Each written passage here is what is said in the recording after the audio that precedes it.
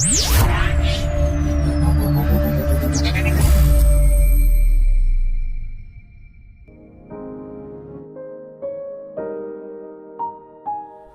रचित सुसमाचार अध्याय 18। उसी घड़ी चेले यीशु के पास आकर पूछने लगे, स्वर्ग के राज्य में बड़ा कौन है?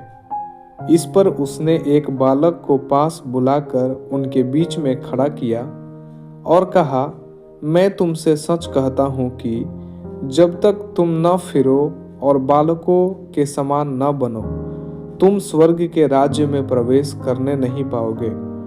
जो कोई अपने आप को इस बालक के समान छोटा करेगा, वह स्वर्ग के राज्य में बड़ा होगा। और जो कोई मेरे नाम से एक ऐसे बालक को ग्रहण करता है, वह मुझे ग्रहण करता है। पर जो कोई इन छोटों में से जो मुझ पर विश्वास करते हैं, एक को ठोकर खिलाए, उसके लिए भला होता कि बड़ी चक्की का पाट उसके गले में लटकाया जाता और वह गहरे समुद्र में डुबाया जाता। ठोकरों के कारण संसार पर हाय। ठोकरों का लगना अवश्य है, पर हाय उस मनुष्य पर जिसके द्वारा ठोकर लगती है। यदि तेरा हाथ या तेरा पाँव तुझे ठोकर खिलाए, तो उसे काट कर फेंक दे। टुंडा या लंगड़ा होकर जीवन में प्रवेश करना तेरे लिए इससे भला है कि 2 हाथ या 2 पांव रहते हुए तू अनंत आग में डाला जाए।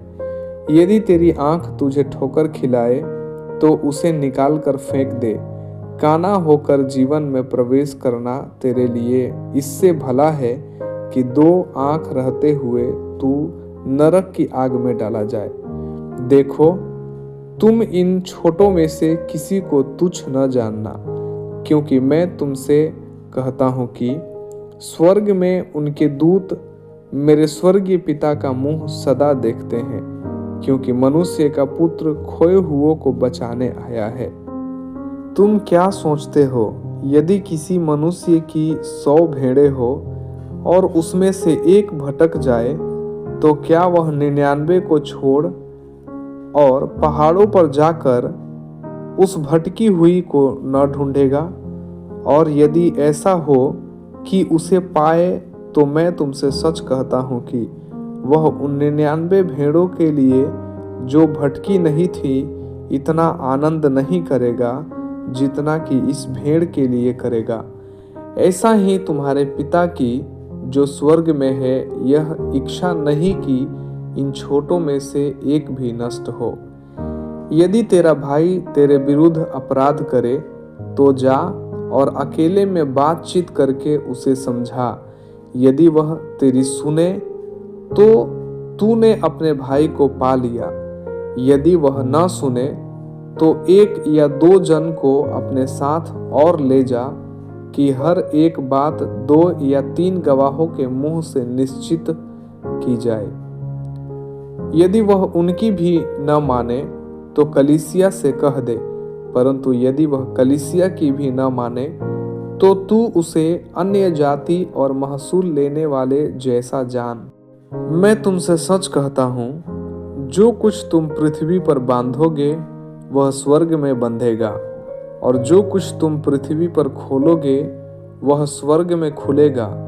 फिर मैं तुमसे कहता हूँ, यदि तुम में से 2 जन पृथ्वी पर किसी बात के लिए एक मन होकर उसे मांगे, तो वह मेरे पिता की ओर से जो स्वर्ग में है उनके लिए हो जाएगी।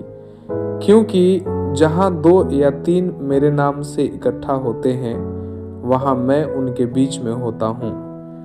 तब पतरस ने पास आकर उससे कहा, हे प्रभु, यदि मेरा भाई अपराध करता रहे, तो मैं कितनी बार उसे क्षमा करूं?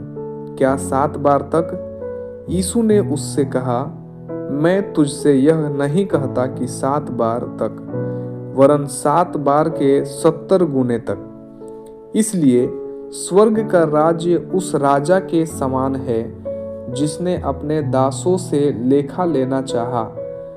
जब वह लेखा लेने लगा, तो एक जन उसके सामने लाया गया जो 10,000 तोड़े का कर्जदार था, जबकि चुकाने को उसके पास कुछ न था।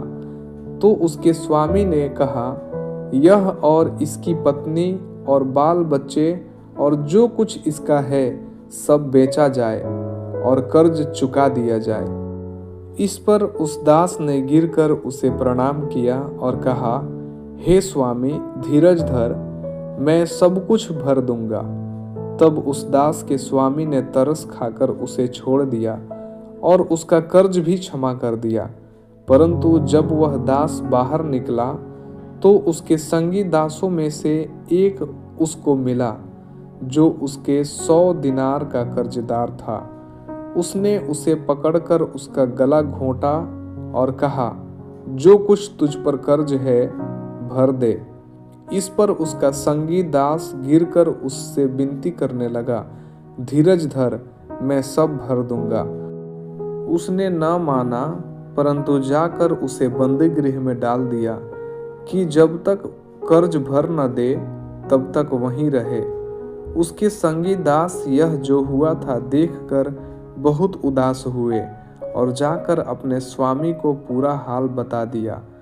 तब उसके स्वामी ने उसको बुलाकर उससे कहा, हे दुष्ट दास, तूने जो मुझसे विनती की तो मैंने तेरा वह पूरा कर्ज क्षमा कर दिया। इसलिए जैसा मैंने तुझ पर दया की वैसे ही क्या तुझे भी अपने संगी दास पर दया करना नहीं चाहिए था? और उसके स्वामी ने क्रोध में आकर उसे दंड देने वालों के हाथ में सौंप दिया कि जब तक वह सब कर्ज भर न दे तब तक उनके हाथ में रहे। इसी प्रकार यदि तुम में से हर एक अपने भाई को मन से क्षमा न करेगा तो मेरा पिता जो स्वर्ग में है तुमसे भी वैसा ही करेगा।